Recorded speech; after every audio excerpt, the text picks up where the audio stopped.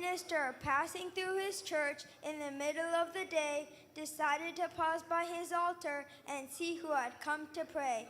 Just then, the back door opened. A man came down the aisle. The minister frowned as he saw the man hadn't shaved in a while.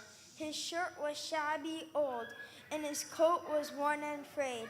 The man knelt, he bowed his head, then rose and walked away. In the days that followed, each noontime came this chap. Each time he knelt, just for a moment, a lunch pail in his lap. Well, the minister's suspicions grew. With robbery, a main fear, he decided to stop the man and ask him, "What are you doing here?" The old man said he worked down the road.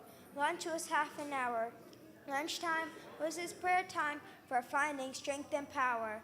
"I stay only moments, see, because the factory is so far away. As I kneel here talking to the Lord, this is what I say. I just came again to tell you, Lord, how happy I've been since we found each other's friendship and you took away my sin. I don't know much of how to pray, but I think about you every day. So Jesus, this is Jim, checking in today."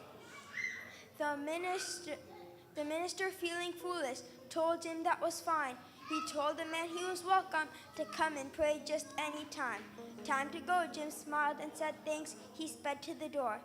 The minister knelt by the altar. He never done it before. His cold heart melted, warmed with love, and met with Jesus there. As tears flowed in his heart, he repeated old Jim's prayer, "How happy I've been since we found each other's friendship and you took away my sin.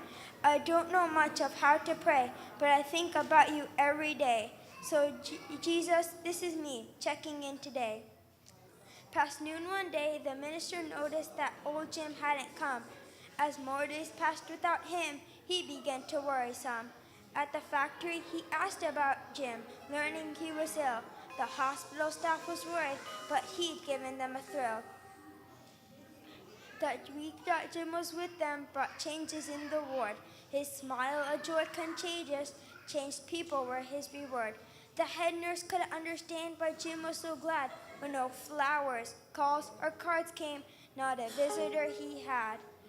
The minister stayed by his bed. He voiced the nurse's concern. When no friend came to show they cared, he had nowhere to turn. Looking surprised, old Jim spoke up, and with a winsome smile, "The nurse is wrong. She couldn't know that in here all a while, every day at noon, he's here.